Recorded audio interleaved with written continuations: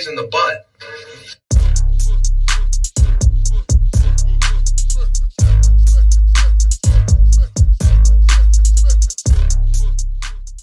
Weren't you in that stream with Mr. He Who Shall Not Be Named? Well, that you're gonna have to do better than that.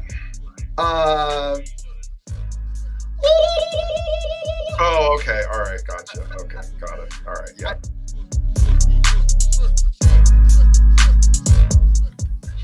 Got the diabetes. You're muted. What do you call an Indian with no legs? Dr. Sasha.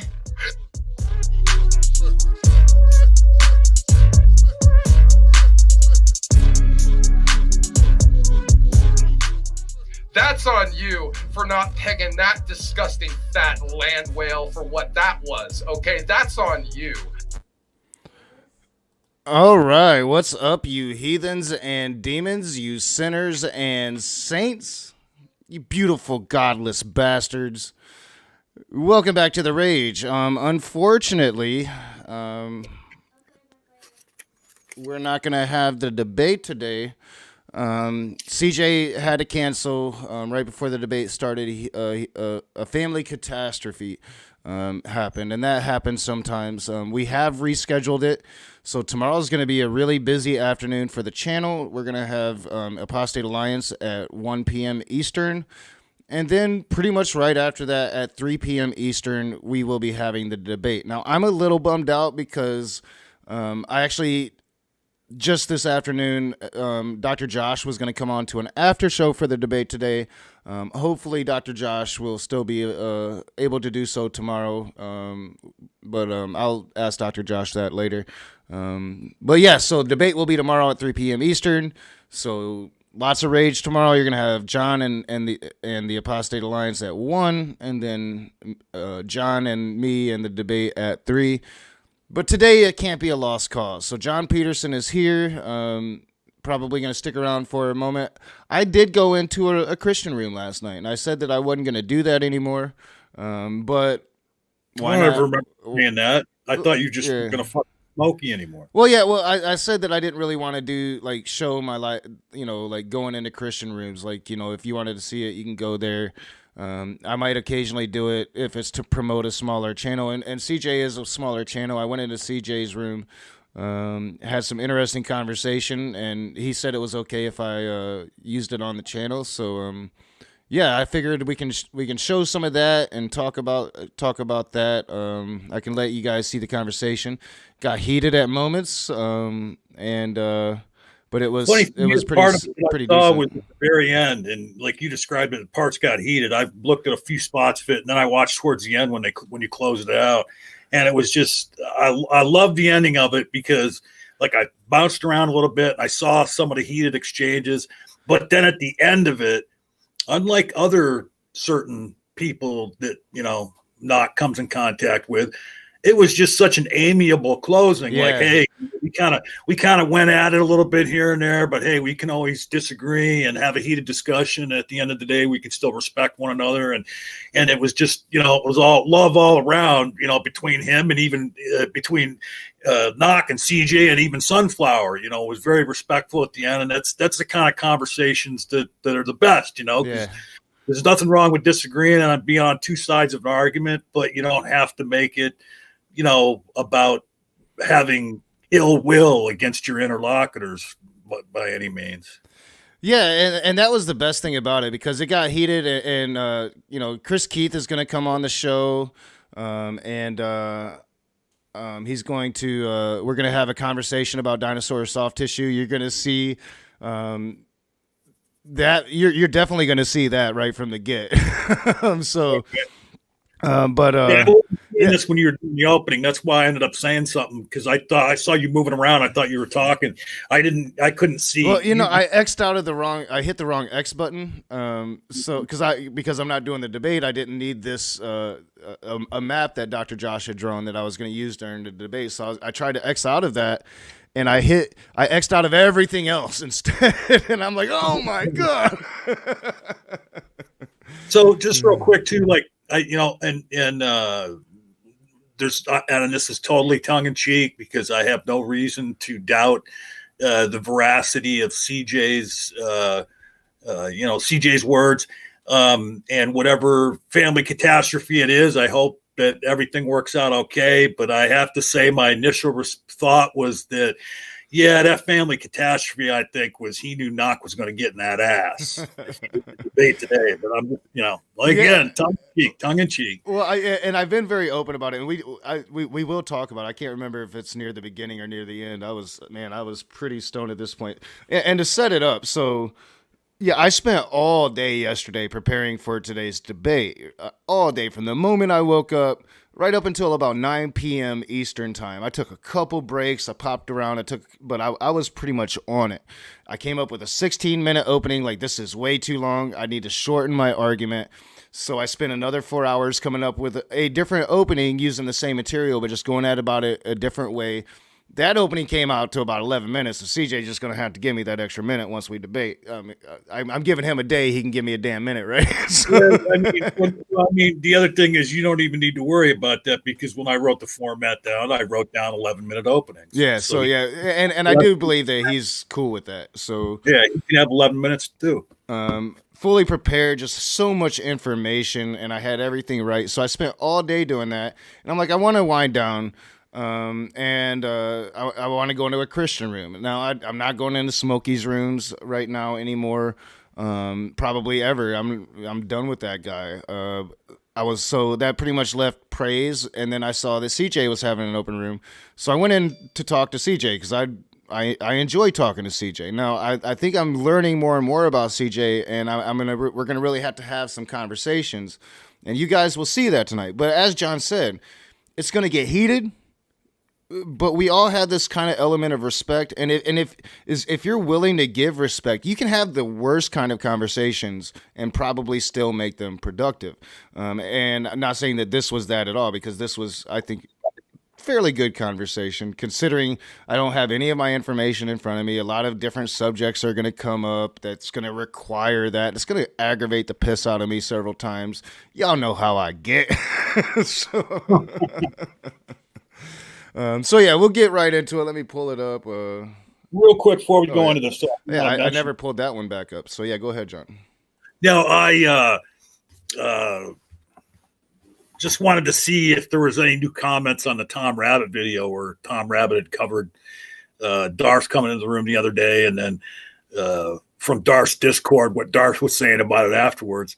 And I noticed our buddy Otangelo posted a comment last night, and I think it was in response to somebody else, and he was saying, well, I'm not defending Darth at all, but I can understand why he did that. John was interrupting him, and Darth wasn't the one interrupting this time.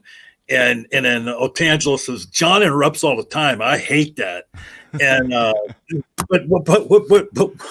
and he's right. I did interrupt, but to even a greater extent than Darth Dawkins, Otangelo, when you were in the room and I was interrupting you, it's because you say completely 1,000% false shit. And we're not going to let you gish glop a bunch of false shit without stopping at each point and pointing out that you're spewing bullshit. Your best thing you could do is to take Amanda's advice, to take Mama Atheist's advice, and actually go and read the papers that you reference. So, at any rate, that's all I wanted to say to my buddy Otangelo. All right, so I'm catching the playback. I'm like, am I frozen or am I just not moving? I'm doing a lot of things. So yeah, I find that funny. Especially, I mean, for one, everybody's going to interrupt at some point, in the heat of conversation or in the midst of even any conversation, probably going to interrupt. That means Otangelo is going to do that shit too. And John has the hard role of moderating and trying to make sure everybody gets to speak. There's really no perfect way to go about it. That hard role is up to John. So it's easy to look up at the king and judge the king until you get in that spot and you have to do it yourself. Well, I mean, Otangelo is one of the ones that can just go on and on and on and on, and you can't let people. You can't let You can't let Otangelo do that. I mean, like. Well, and we try, yes, because sometimes I will let them go on, and I'll just take my notes, and you take your 5 minutes, 10 minutes, however long you need, and sometimes it takes a long time, but then other times, you've got to be in there, and especially if you're the moderator role, and it's your job to kind of allow 9 other people to speak. Well, that's why, I mean, that you've got the perfect dad voice for that. That's why you're the moderator that you are, because you have a voice that's going to kind of come in and overpower other people's voices. Just how it goes. But yeah, we'll get right into this. That is kind of funny. Open to share screen is the right one. Let's bring it back up. There we go. All right, so I did this 9 p.m. last night around about. I ended up being in there for like 3 hours, so ain't no way we're gonna get through this whole thing. I figured this would be fun. You guys should be able to enjoy this. I think I can, CJ told me that I can use it, mirror it, so I can let it play for long stretches. I already warned John that's probably what I'm going to do. And then every once in a while, I will pause it and we'll just kind of talk about what's going on. It's going to start rather quickly with dinosaur soft tissue because I'm going to make an offhanded comment about that. That's going to trigger Chris Keith in the chat. Chris Keith going to come in and try to talk to me about some science. And what ensues is fucking hilarious. John, did you get to see like that whole section? No, because like I said, when I saw that it happened, or from, I guess, maybe from a tweet you put out or something, and I just went over there, and like I said, I just popped around a little bit and stopped it at spots. Yeah, he brings in this scientist to so that's what he's going to be using to argue in this dinosaur soft tissue. When I finally get to actually looking up the guy he's talking about, not a doctor, doesn't have a PhD, recently fired from his university for some of this creationist bullshit he's trying to pull. He's suing them for freedom of religion or whatever the fuck, So, I mean, it's crazy, but not surprising. And Chris Keith is going to come on and talk about this. We're going to have a conversation. He doesn't trust you as a moderator, John, but he wants moderation. So we're going to work those details out as we go along. And I don't know why Chris wouldn't trust you for moderation. I think when I tell you to be harder on me, then you usually do that. What are you talking about? When Chris Keith comes on to talk dinosaur soft tissue, he wants to have a moderator, but he doesn't trust you. Well, that's tough titties for him then. Well, that's what I said. I'm like, John's my moderator. You can bring your own. But then I'm like, John does have powers, so I don't know. We'll work out the negotiations. But you should. I'm not going to be unfair to him. It's just like I said with this one with CJ. I don't even see where there's going to. I mean, even with Chris Keith, there doesn't need to really be moderation. I mean, it's timed openings, timed rebuttals. I mean, both him and CJ are reasonable. As you watch it, because we'll definitely we'll be getting through the whole dinosaur soft tissue part, and this should be relatively long, I think. But as you watch it, you'll see there might be some moderation going to be needed here, John. Because I mean, this might be the most heated aspect, the most heated conversation of the night. I'm not sure because there were a couple, but this might have been where I was like at my most agitated because it's just like I provide real science, Chris dismisses it, and then provides me fake science. It's fucking hilarious. I'm sitting here like, thank you for this, Chris, man. I got to use this shit, CJ. I got to use this shit, dude. Man, then what's the debate between you and Chris going to be about? It's dinosaur soft tissue. It's just going to be just a moderated conversation of the one, because I kept telling him like, dude, I want to have my information in front of me, and he kept going on about it, or probably a combination of both. I'm not going to put it just both on him because you know how I get too, but that was a perfect time for Wild Eden to donate because I missed her last donation, and I want to thank you so much, Wild Eden. Last one was for $3. That was a happy Friday, and this one for $3, a happy Sunday. So happy Sunday to you as well, Wild Eden. She was just happened to be in a room this morning. As I was waking up, I caught an open room with this one guy, John. And I just happened to turn it on. I was going to fix my pot of coffee, and I heard P. Mars. And he's talking about me, and he's saying Smokey is honest, or no, he's not talking about me. He said Smokey is honest. So I turned around from going to make my coffee. I get into the keyboard, and I'm like, Smokey's saying honest. Was he being honest when he called the mother of my child a crack whore? And then he went on to say that she probably is, because Smokey says that she abandoned my daughter 7 years ago, and I'm like, when did I ever? I never said that because that never happened. Like if you did, like I was in Jay's stream and it came up about Smokey because we're reviewing that. We watched that part where you raged at him, and then then he got triggered by some other Christian and left the room. And and Jay had mentioned, Jay or Jeff had mentioned, well, Smokey's assuming a lot here, like, because he had made that false dichotomy. Well, it's either that she's this or it's either that she's that.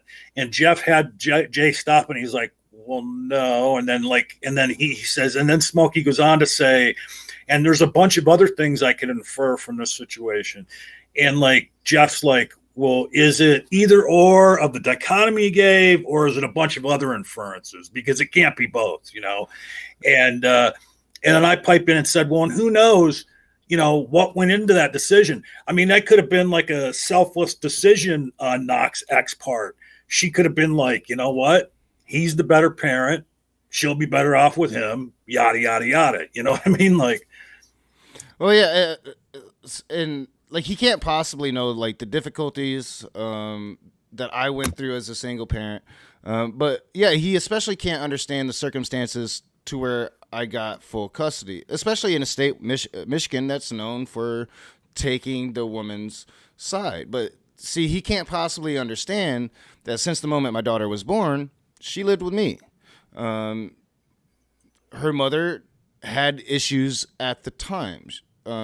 We had broken up. She was with a new guy, and her living situation was unstable. So she was like house to house, and sometimes like sleeping in their car. I mean, that's how it goes in Battle Creek, Michigan. Sometimes she never abandoned my daughter. She never left my daughter. And ultimately, it was pretty much what you said, John. It's just the best decision was that my daughter be here with me because I was more stable, and that was 10 years ago, because I got custody about a year and a half after my daughter was born. That was 10 years ago. That was a decade ago, right? So since then, she's cleaned up her life. She's a Christian now. She's been with this one guy for several years. And you don't mean yeah. this one guy. Yeah, not this one guy, but the same. I mean, so like the situation, she sees my daughter 5-6 times a week. So I mean, it's to try to insinuate anything about the situation that you don't know. You live in California. There's no way you can possibly know any of the shit that you're trying to put out there. It's just that just goes to show the depravity of this dude. And for P. Mars to sit there and be like, yeah, he's such an honest guy. No, he's sitting there straight up lying about shit. He could have no fucking idea what he's talking about. I haven't even watched it, but I don't have to. I know, like I don't. Well, I'm not going to go watch it, because if I watch it, I'll get mad.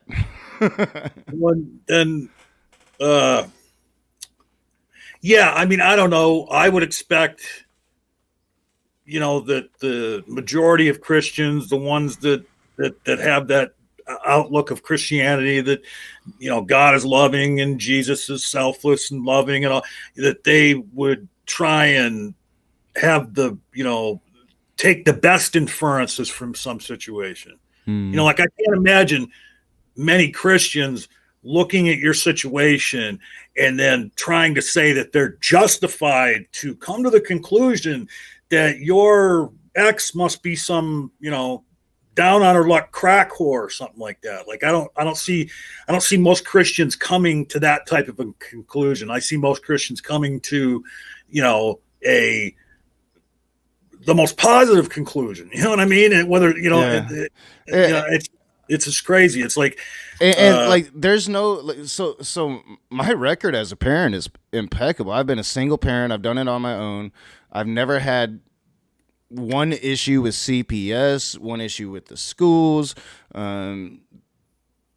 Everybody that knows me will tell you that I am a hell of a father, that my daughter's like the pride of my life. Like anybody that knows me will tell you that. So it's just basic scumbaggery. It's all it is. It's this fake ass Christian pretending to be a Christian, trying to profit. I mean, the whole point of what he's doing is to profit off of YouTube. So this is his gimmick to do so, and it just, again, as I was telling CJ at the very end of this discussion we were about to watch last night, it cheapens him and it cheapens Christianity. It puts the atheist that's supposed to be demonic on the high ground of morality, and all I have to do is sit here and say, just look at him. Look at this example of Christianity. Compare it to me. No comparison. So it's easy. Yeah, and it was cringeworthy when we were watching that on Jay's, because it was Smokey and Sky Out reviewing that stream on Togg's channel, and I mean, and Sky Out. I mean, he had to have had the taste of Smokey's ass by the time they were done, because he was all up in. Sky Out, Sky Out's a follower, just like P. Mars is. These people, they need that strong man. They need that Trump. Yeah. But all right, we'll get into this. We put it off long enough, so I'll let it play for a while, John. I'm going to turn off my camera, smoke my weed. This is fun, y'all. I think you guys will enjoy it. Let me pull up the chat so I can actually see how many of you guys are with us today. If you weren't here, the debate was postponed until 22. All right, so yeah, not too bad considering the debate was postponed. I got these thick, luxurious lips, but they're thick and they provide lots of saliva, and sometimes I choke on it. But yeah, debate was canceled, postponed until 3 p.m. tomorrow. Family issues with CJ. So we are going to review or look at a conversation I had in CJ's room last night, a civil conversation, one that I had fun doing and kind of let loose, maybe talked about things that I don't talk about often. Some ideal scenarios that I could hope for in the future, and that's going to trigger them. Like, how can you be optimistic when society and man sucks? And I'm like, that's you already told Dr. Josh that's not till tomorrow, right? Yes, yeah, I did. Okay. I did. Yeah, DM you just showed up in the chat. Yes. Hey, what's up, Dr. Josh? Yeah, unfortunate, but it will happen tomorrow, and this just gives me a little more time to do a little more tweaks and be a little more ready. So, all right, we're going to start this thing. Our socio-political agenda. And quite frankly, I think it's bogus. I think it calls into question, your quote unquote scholarship. If your scholarship is so obviously pointed in one direction or the other, and you're claiming. All right, so actually, let me back this up a little bit, because I was trying to get to right before I came in, and I forgot he was talking about Dr. Josh. And so let's back this up a little bit. And I'm going to call him out a little bit. But I think he has the wrong image of Dr. Josh, or maybe even a little intimidated by Dr. Josh. But CJ, Dr. Josh is a great man and a good dude. So I rewinded a little bit. Hopefully you can get more context of what he's saying about Dr. Josh. Just so happens to be liberal scholar Aiden Dershowitz is propagating as of like 15 years ago, right? I'm going to need more than that. Give me some manuscript evidence. Give me some, evidence of a mistranslation, right? Show me that this word, which clearly references males having sex with other males, arsen and koitos, right? Show me that it doesn't mean that, even though it literally comes from arsen and koitos, meaning to lay in the marriage bed with another man. I mean, you couldn't get more clear than it. All right, so a little bit of context. I'm not going to be stopping it too much, I promise. I'm going to try to, I'm going to tape my hands behind my back so I can't push pause. So he's Dr. Josh, and I'm not familiar with the video, but I did talk to Dr. Josh shortly about it. Dr. Josh is like, this is like the one video to where I'm just basically talking about this theory this guy has, and just talking about it, and I don't even endorse it. And Dr. Josh he doesn't even really think that this guy is right. It's just that he could be right because we don't have the original Hebrew text, right? But there's this position out there that this guy is putting out that It's very possible that the original Hebrew text was not homophobic in nature, that it didn't have a lot of the passages, or it was written in a different way. And that's possible because they don't have the original Hebrew text, and it's very possible during the Persian era, especially, that there was this very homophobic sentiment to where it could have been added possibly in a very early manuscript, something along those lines. I'm probably butchering the position and the video because I haven't seen the video yet, but I have heard this argument, like, and have put it out a couple times myself, to where it's possible that the Bible isn't actually saying that gay people are abominations and referring to specific incidents, or it could be, something that was added in later. And that's pretty much essentially that. So he's upset that Dr. Josh is saying that this is a possibility. And it gives a few things away to me, John, that I didn't, and I'm going to really have to ask CJ about this, because I think he's kind of giving away a latent hatred towards homosexual people. And I need to find that out, because that is going to determine how we move forward. I'm not going to ask that question before our debate, but moving forward, I'm going to have to figure out, really, where do you stand on gay people? Should they have the rights that they have? Because that's going to change the dynamic of the relationship depending on your answer. You know what I'm saying? Yeah, absolutely. So, but I will let it continue. So go ahead, John, say what you need to say, and then I'm going to tie my hands behind my back so I can't stop it for a minute. No, I just was pondering what you just said, and I was trying to search my memory for anything I may have seen him speaking about on social media, and I think I remember a couple things, but can't pull the specifics of them up right now. But yeah. I'll get back.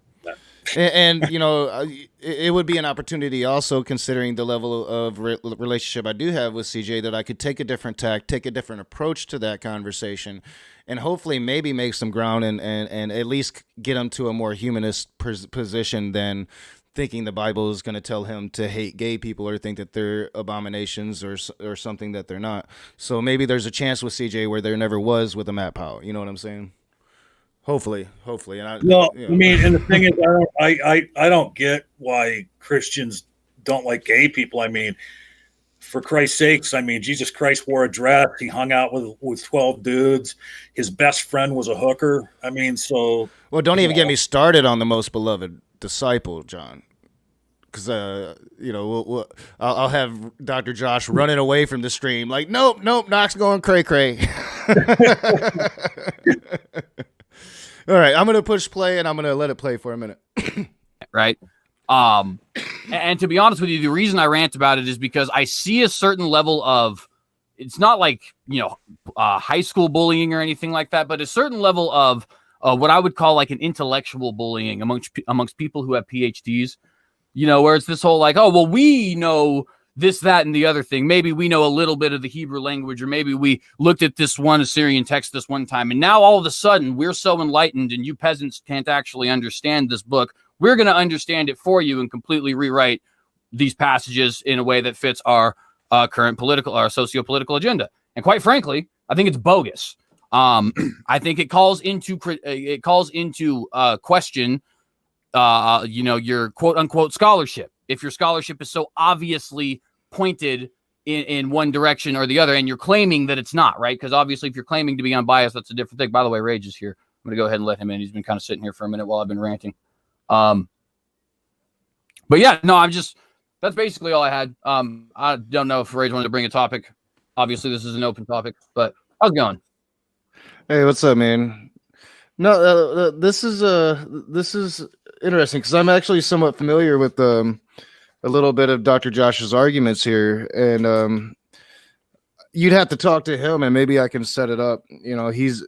Dr. Josh might be open to talk to you, being an open and honest interlocutor, as opposed to somebody like Smokey Saint. I think, and don't get me wrong, like he will without a doubt say that there are passages that can clearly indicate a certain condemnation of homosexuality. But I think he lays out several passages that are misconstrued to condemn homosexuality, and actually refer, and I'm probably butchering his arguments, but actually refer to certain. And I am there. I mean, because I'm actually referring to other arguments that I heard elsewhere. Probably, he's more referring to this one scholar and a theory that he's put forth. To where I'm talking about certain sections, and it could be all involved in the same thing. I'm not sure, but it could. I'm actually referring to certain sections where it's conceived that it's a condemnation of homosexuality, to where it could actually be a condemnation of specific events. A father sleeping with a child, or an uncle sleeping with a nephew, something like that. Well, I don't know exactly what he was referring to, but Dr. Josh in the live chat said, "Man, that sounded like a direct quote of mine." Well, see, that always makes me pretty good. that makes me feel pretty good. Something you said spot on. Yeah, that makes me feel pretty good. So yeah, I mean, it's just, and I do know this for a fact because I did talk to Dr. Josh about this before the stream, just shortly ago.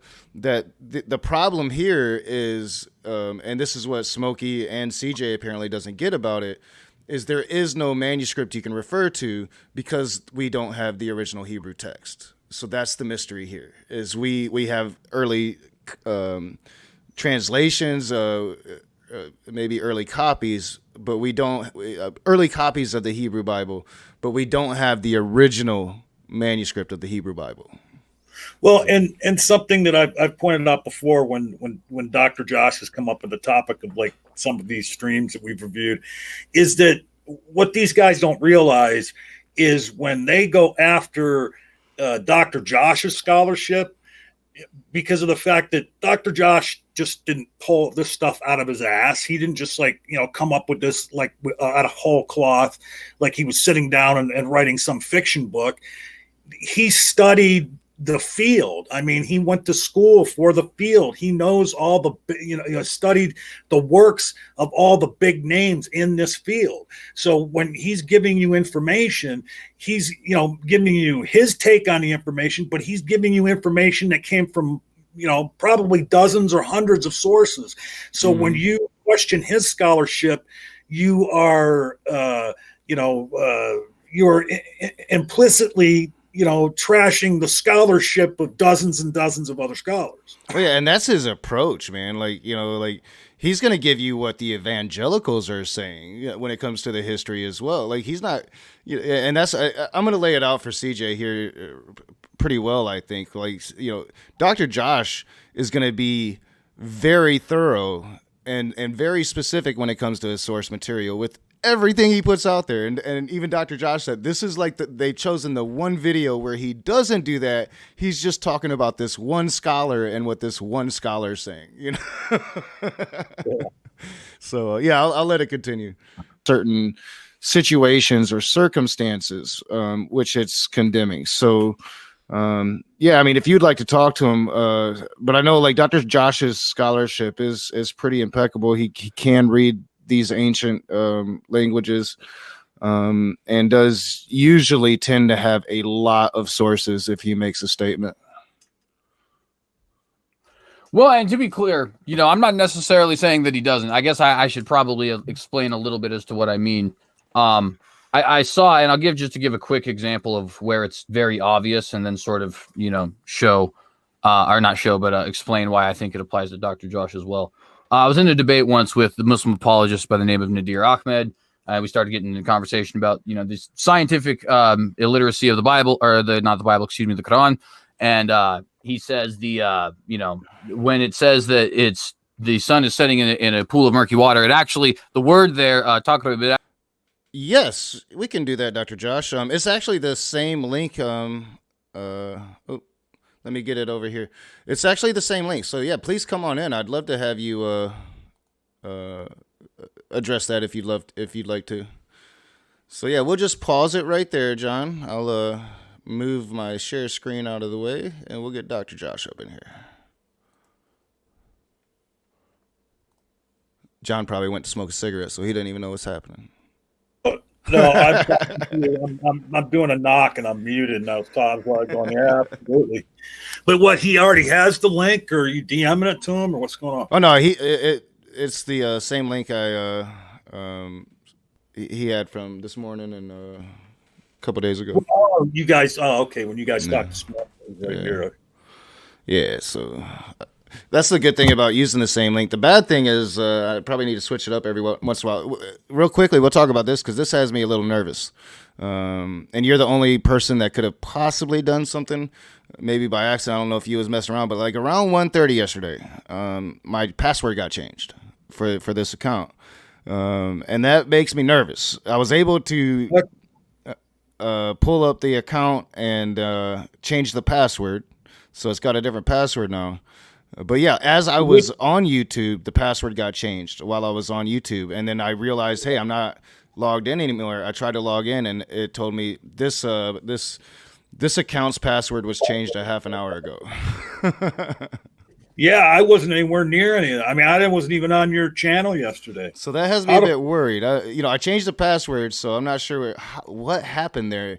I don't know. It's like a mystery. I haven't seen any damage done to the channel, or nobody's tried to hijack the channel. But yeah, that had me a bit nervous yesterday.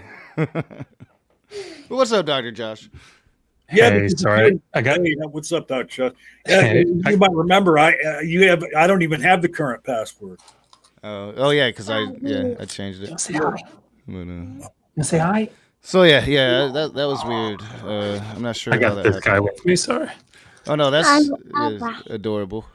Thank you to play. Is that Oliver? Love you. It is Oliver. I remembered that. I can't believe I remembered that. Make sure I got it on the screen. Yeah. All right. So yeah, we were just talking about this a little bit ago because I wasn't really expecting that when I got into CJ's room, and it sounded almost almost like what I did hear of what Smokey was saying. So yeah, if you'd like to address it, Dr. Josh, I'd love to. Yeah, I won't crash your stream for too long. I'll just kind of, because I feel like it might be useful for me to put this in context. So when I heard this morning, I heard this part of your stream or of this stream because you linked it, and I thought, man, I don't understand why. It's Megan. Megan's pointing at herself. I don't understand where this is coming from. Wonder why he's so upset with me. So then I came home, and apparently CJ had commented on one of the homosexuality videos, and Megan doesn't brook backsass.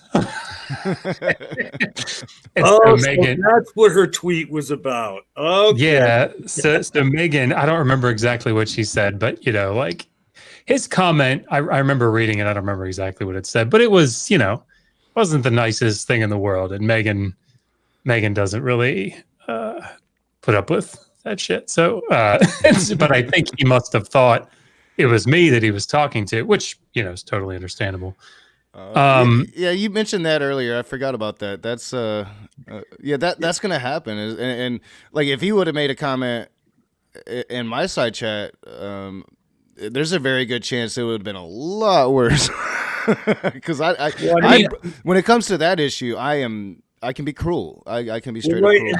And Megan was clarifying something on Twitter. It was either yesterday or the day before, and she was like, if you say certain things under our videos, you're going to get it back from me. And it's me. She was pointing out, it's me. Yeah. It's not Josh. Yeah.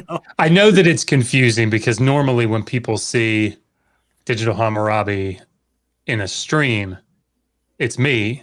And that's true. I'm the one that usually watches the YouTube videos or goes into the chats. But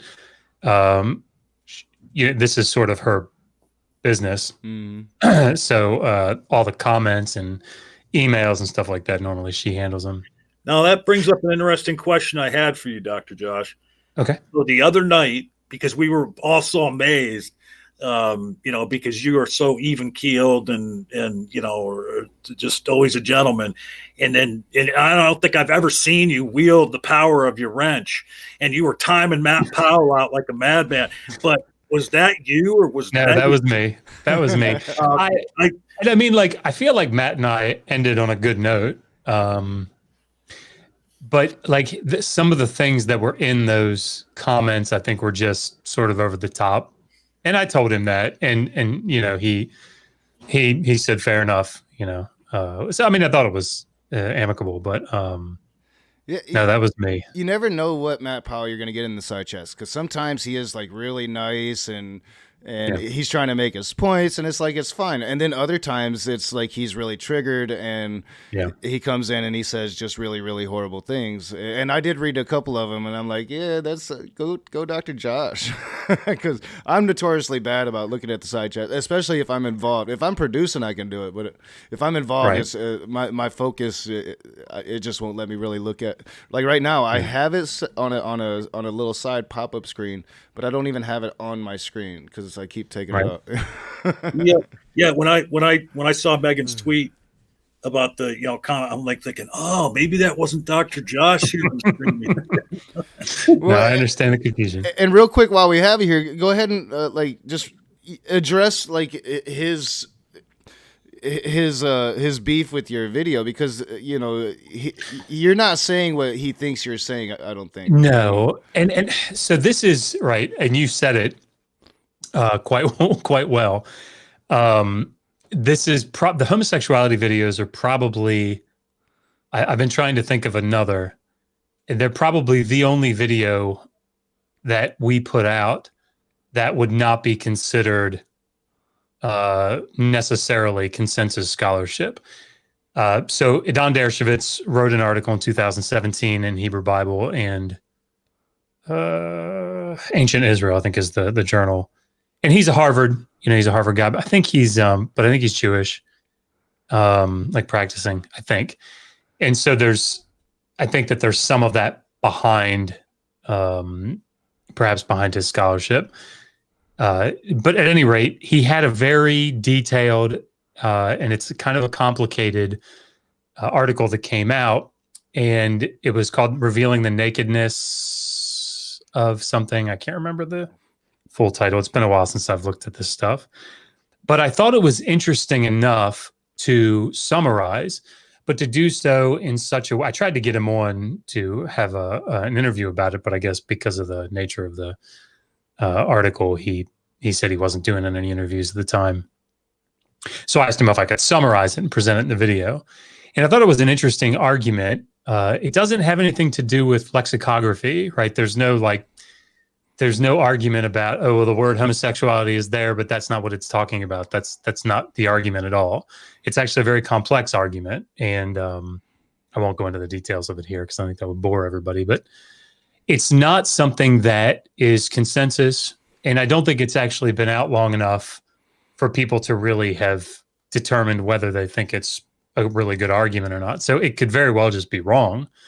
But what it is at its, I guess, sort of basic level, it's trying to look at what the text in Leviticus 18 looks like right now in its canonical form, in its final form, in its edited form, and to say, well, how can we make sense of what's there? What can we postulate would have been there before? And this is nothing new. This methodology, there's nothing new about it. This is how you do textual criticism, right? So what he's arguing is that originally the passage was just about incest, and that later on, as you said, Knock, in the Persian period, the editors would have come back, and by this point it would have been homosexuality would have been far more taboo, and so they would have edited the text in such a way that it would have made it read. Basically, it's this: the text. His argument is that the text in its original form would have said, "Don't have sex with your sister. Don't have sex with your mother. Don't have sex with your aunt. Don't have sex with your uncle. Don't have sex with your father." And from the females that are listed there, that makes sense, right? You don't have sex with your aunt. Don't have sex with your mother. What that would say is you can have sex with women, but not these women. Yeah. So the fact, if it did originally say, which he makes an argument again from the way the Hebrew is, the syntax is in the text, you can have sex with these men, or you can have sex with men, just not these men. River, get down. Sorry, the dog's here. Again, these are arguments that I know that somebody has written a critique. I can't remember who. And actually, Dershowitz has another article, I think, that's forthcoming in response to that. But it doesn't really matter I mean, it matters, I suppose, in a certain way, but it's not terribly relevant in a big picture sense, whether the text prior to the Persian period was just an anti-incestual text that would have implicitly condoned homosexuality. From this perspective, or from these discussions, the bigger issue is, what did the canonical text ultimately say, right? What does the final form of the Hebrew Bible say? And I think I am not an expert in this. Like, nobody should think that at all. But as far as I can tell, I think that probably the Hebrew Bible and the New Testament come out pretty strong against homosexuality, which shouldn't surprise anybody, I don't think. But again, that's a very specialized argument to really get down into. And that is the argument that I had heard, and I've used a couple times in past live streams, is, it's not talking about, being homosexual. It's, if not having sex with with people in your family, you don't have, an uncle doesn't have sex with his nephew, it's talking about incest as opposed to homosexuality. And I've only tossed it out a couple times because even I understand, like, that's just, I didn't know it came from this one guy that is an actual source. I had heard that and I understood. I just heard this. This isn't what mainstream scholarship is saying at all. And as you said, what matters is the final text. What matters is what people are reading and the conclusions they're coming to in the modern day. Yeah. And that's the issue at hand, I mean, I think it's obviously really important to investigate, arguments like Dershowitz's. And he's obviously a good scholar at Harvard, but the bigger point, and again, it's funny. It's funny that this is sort of the one video that we did that ends up being, and we were very clear about it. I think I haven't watched the videos in a while, but I said things like, if Dr. Dershowitz is right about this, right, here's what he argues. If he's right about this, if these are sound conclusions or whatever, then this is the case.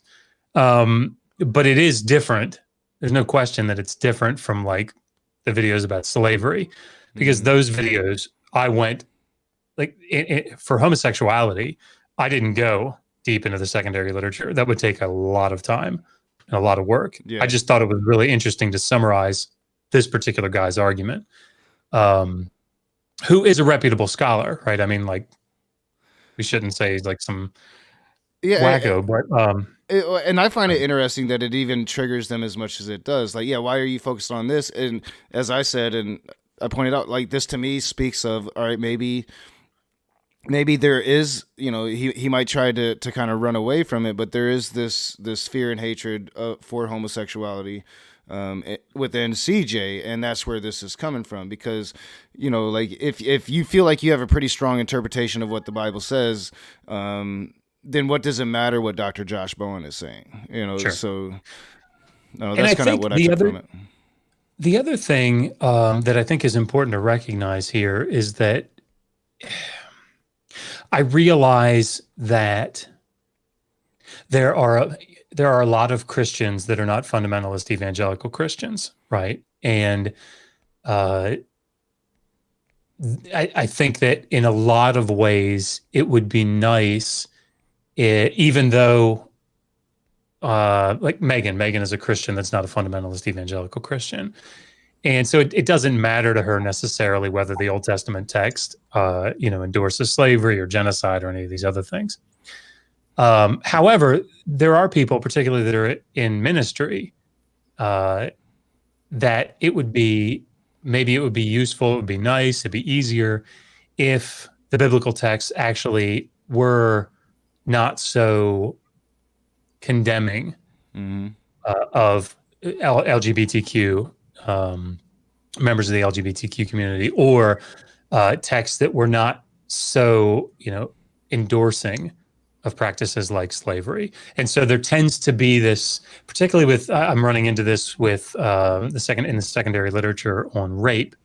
Like there are some scholars that they do good work, but I think what they're trying to soften Mm-hmm. and explain, well, this isn't as bad. Maybe sort of what we see with. Well, that's interesting that slavery. you say that scholarship it seems to be tend to be leaning towards that, because that's something that I've said that I feel like that's going to happen for Christianity to once again reform and be able to exist within a ever increasingly progressive world. I mean, and I think that toll is going to come due for Islam sooner than later as well. So far they've been able to escape that, but like for Christianity, I think that for any of these religions I've often talked about, I think that that's a necessity, especially when you have more and more quote unquote progressive Christians willing to accept more and more people and more and more diversity into their churches.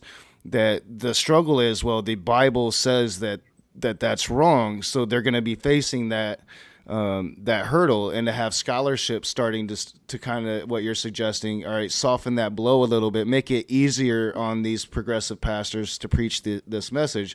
That's kind of something that I've said, well, I think that's got to happen moving forward. I mean, and I want to just jump in here real quick. So, like when you look at some of the passages about how, you conquer a nation, but take the, the single younger women for yourself. And, I mean, that's essentially, it might not specifically say it, but if you kidnap a female or a young girl from another nation and make her your wife and start, having sex with her, well, that's rape. Okay. Yeah, no question. Yeah. No question. And then, when you talk about, and this is why I always qualify this when I say the majority of Christians and most of the Christians I know that are in my life and everything, they have this viewpoint of Christianity that isn't bore out by the Bible as far as my reading goes. Okay. Sure. I think that I've often said that, Christians don't realize it, but really they're getting their morals and their ethics from like a secular, more humanistic standpoint. And they're kind of like taking the Bible a la carte, like, well, yeah, I agree with this, but boy, this one here, that's just a story. It's not that, like that kind of thing. They're like picking and choosing. And I'm glad they do, because if every Christian on the planet was a fundamentalist that took the Bible, as it's written, then, society would be like a hellscape 24/7 because, there'd be rapes and murders and slaves and all kinds of stuff like that. But yeah, I mean, I think that there's one of two things has to happen. I think as you move forward, Megan, when Megan looks at the biblical texts, she's not looking at it for some, guide to specific morality, right? She recognizes this is an ancient Near Eastern text. And so, when it talks about here's how you can practice slavery, that doesn't give her pause because, well, yeah, it's an ancient text. It's what they did. That's not what we do, right? So what are the big principles maybe that we can take from this? But looking at it for specific practice and moral guidance, I don't think is the way that this moves forward. I was interested because when I turned off my thing, I remember this part of the video, but I don't remember specifically what he says. Something about, he makes a comparison to me with a Muslim scholar, and I can't remember. Right. And we actually paused it when you said you wanted to. Okay. He's going to go on to finish what he was saying. Whenever we start it back up, you'll get to hear that. Cool. I think we paused the point where he said that he had just mentioned the guy's name, and I can't even remember what it was. Really? See, let me see. Like, the audience won't see you, Dr. Josh, but you'll be able to hear it. So let's put it over here. Because I've been doing this for the Matt Powell thing. So this screen is actually all jacked up. Well, they can see you. Cool. All right. So, I'll just rewind it a little bit then. John, you said it was like right there. Sorry, I promise I won't hang out much longer. You can hang out as long as you want, Dr. Josh. Scientific illiteracy of the Bible, or the Quran, and he says when it says that it's, maybe I didn't go back far enough because it sounds like Quran there. So go back a little bit farther.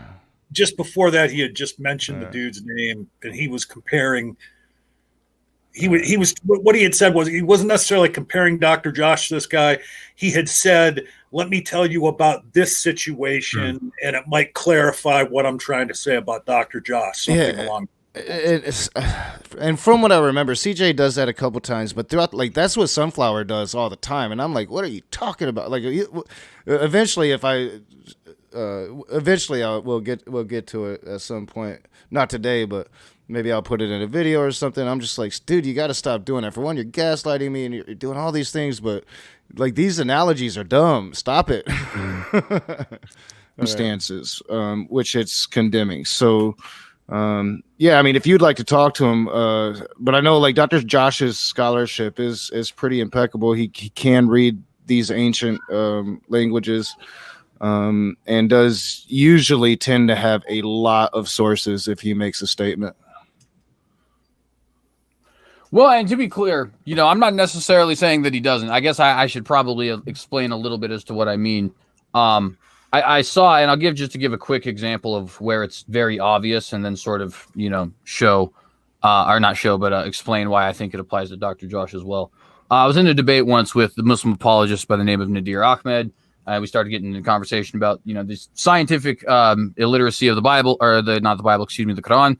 And he says when it says that the sun is setting in a pool of murky water, it actually, the word there, it actually means appears. And, I don't know any Arabic, so I can't really call him on that saying, no, it doesn't. All right, yeah. So the doctor is Ahmed, and I remember his argument. So his argument is essentially that because you know the ancient Hebrew, but nobody else does. So therefore, I think his argument is basically, therefore, you can lie and get away with it about it. Well, do you want to let him? If you want to, you can let him, just so we don't. Yeah, I think you want to let him. So I think you're right. I think he says it pretty soon. Yeah, so we'll let him play a little bit. So he was clearly using this knowledge that he had in a intellectually dishonest way to try and steer the conversation. Now, I didn't let him get away with it. I did happen to say, show me an Arabic lexicon or dictionary that actually says Taqrib means appear. He couldn't do it, of course. But that's kind of the same thing that I see here. You know what I mean? It's like, oh, well, I have a PhD and therefore I can, change the definition of words here when they very obviously say, well, and by the way, I mean, to the point of where, when you as an atheist, would come against me as a Christian with something like, oh, I don't like the Bible's stance on homosexuality. I mean, the only reason that I have to address that as a legitimate claim in the first place is because we both know for a fact that this unambiguously condemns homosexuality. Like it. Well, yeah, and I think Dr. Josh would probably agree with you. It doesn't really matter what the original Hebrew says. It matters what the translations say, because that's what people read. The overwhelming majority, like very few people. So yeah, he's basically saying that you are lying about what words are saying. Well, you know what he's actually saying, and he wouldn't agree to this, but what CJ is saying is, I'm ignorant, so I can assume you're lying. I can assume you're bullshitting me because I'm ignorant. And then he goes on to say, excuse me, about a certain word, it very obviously means or says this. But then he just got done saying, I don't know the language. And since I don't know the language, I can assume that what this person who does know the language could be bullshitting me, and I wouldn't know the difference. And I mean, that's sure. I mean, I think that's absolutely possible, right? That's why I think that. I mean, I take this pretty seriously. Like one of the things that always sort of looms over me whenever I make a statement about something that the Hebrew Bible says, and this is why I don't comment all that often on what the Greek New Testament says, even though I have 6 years of master's work in the New Testament, and that is because there's always going to be somebody that knows more checking out what I say, period. And so, not only do I want to make sure that my information is good, but I know that even if I accidentally say something incorrect, that like I can picture my former professor, Paul Del Nero, like I can see him, like I see him in my sleep, waiting for me to translate a Sumerian word incorrectly. No, but so certainly people could, as in any field, as in anything, and particularly something esoteric, they could say, well, I'm an expert in this. You don't know about it, so you just have to believe me. And at some point, that's true, right? I mean, you look at your doctor and you say, I don't think I need heart surgery. And he says, well, okay. I mean, I'm a cardiologist. I've been doing this for 35 years. Yeah. You might just have to trust me on this, right? But there's a difference between that, I think, and intentionally trying to mislead people. So I think that's absolutely possible for people to do. The problem is, you wouldn't get away. It's a little offensive. Yeah, I mean, but it's a little offensive. Yeah. Not a little. It's not a little offensive. It's straight out offensive. But and I don't think that's CJ's intent when he says that. Yeah, sure. I don't think he even realizes what he's saying. I mean, he's basically, he didn't use the word liar, but that's what he's saying. How do I know Dr. Josh isn't lying about that? Well, and I think. Oh, go ahead, Dr. Josh. I was just saying, like, I think that's not. It kind of hurts my feelings a little, right? But that's okay. I mean, it is that it's maybe that's how it has to be. I'm not sure, but I think that's a wise approach, like in general, and it's one of the reasons that I think this. You mean homosexuality? Skeptic? You mean? Skeptical. Yeah. Okay. Yeah. It's one of the reasons that I'm. It sort of frustrates me. Frustrates might not be the right word, but that we're talking about the homosexuality video, because this isn't one of the. This is the only video that I can think of where it was me summarizing somebody else's work, and I mean doing so, I think, pretty clearly. But so. Yeah, this is one of the places where you can be like, well, you don't have all these sources that you're citing. You're absolutely right. I'm saying this is Don Dershowitz's argument. I think it's very interesting. Could be wrong, but I still think it's an interesting thing to summarize, and it has good implications. Things we need to think about if he's even sort of right about it. So, like, I'm fine. Obviously, I'm fine with people being skeptical, and I think they should be. But I do feel like I go to pretty great lengths. I mean, I teach Hebrew on our channel, right, for free. I think I go to great lengths to try to make it so that people can do this more and more on their own.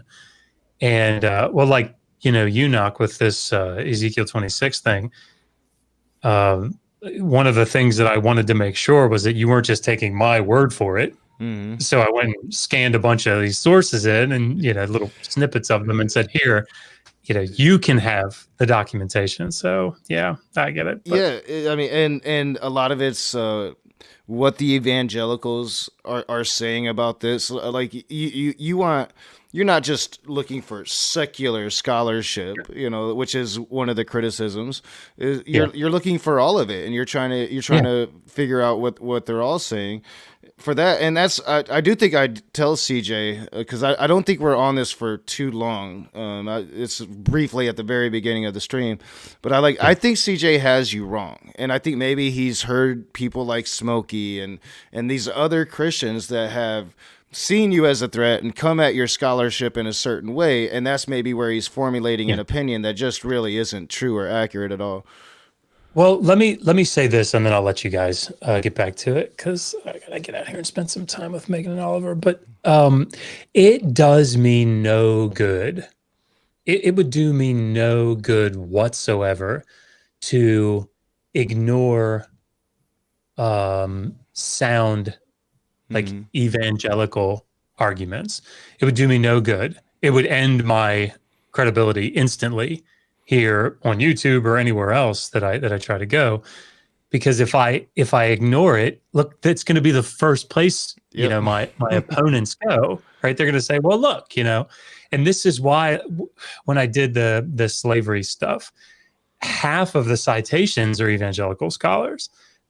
When I did the Daniel video, half of the citations are evangelical scholars, and there are some evangelical scholars. Shemper Longman III would be one, or Steven Anderson, my old friend Steven Anderson, not that Steven Anderson, is another. And,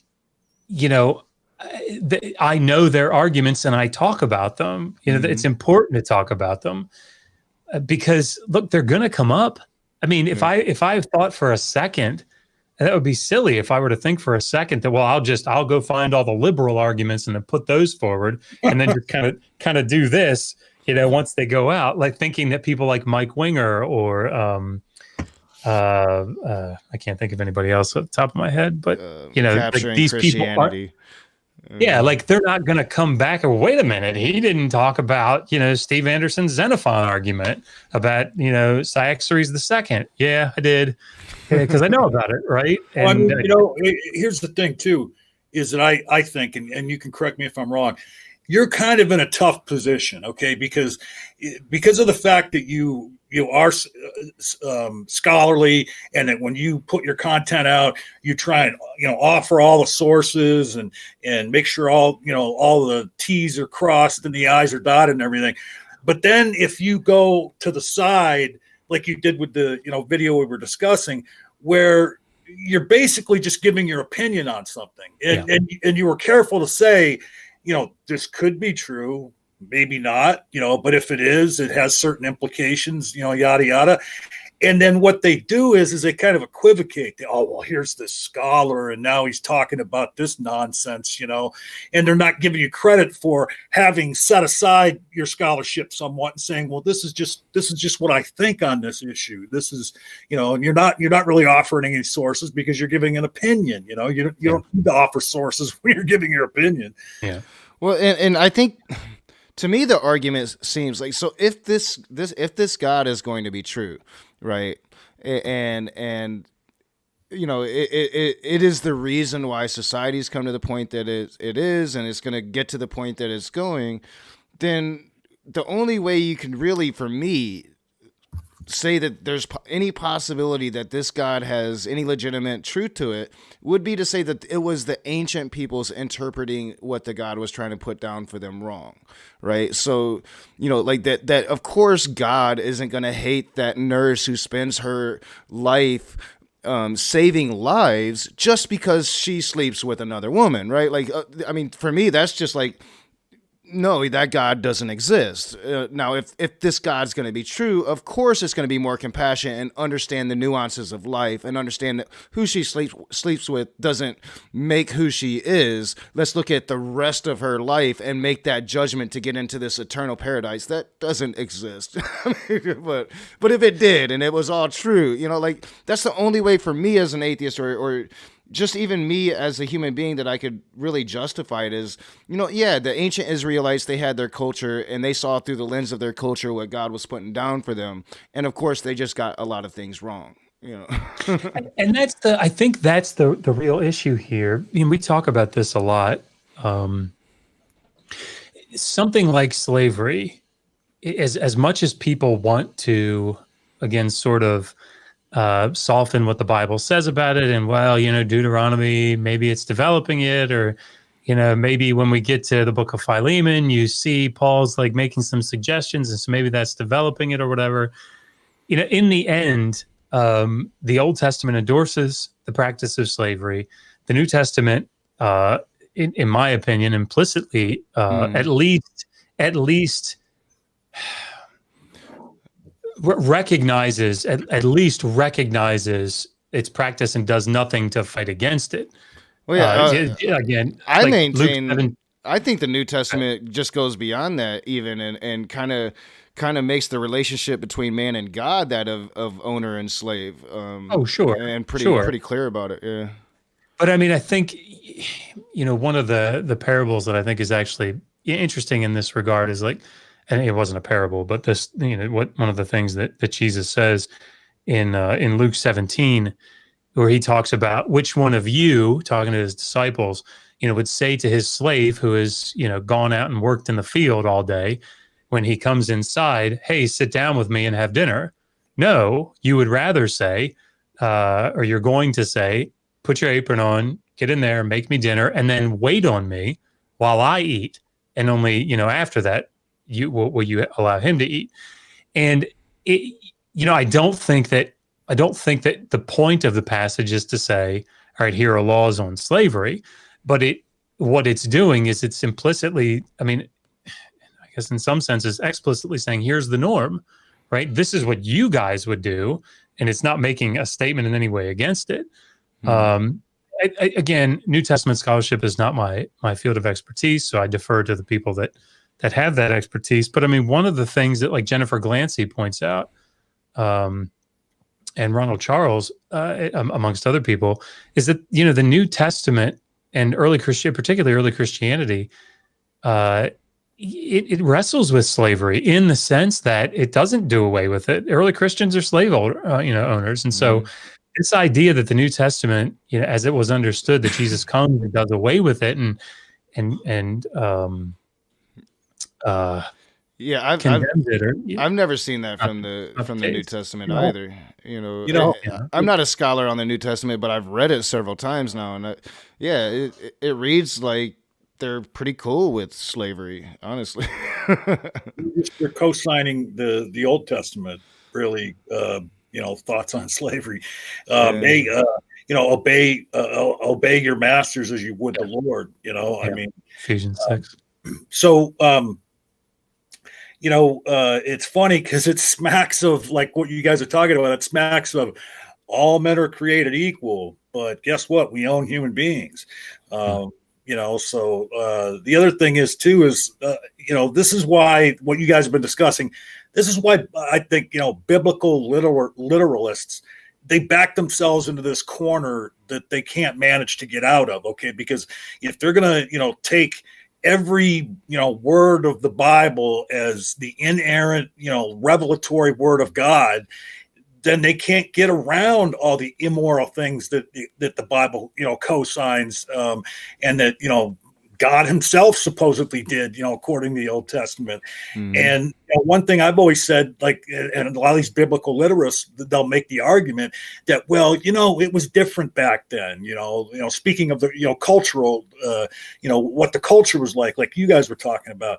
But what my response to them always is why would an all-powerful God need to consider the cultural practices of his, creations?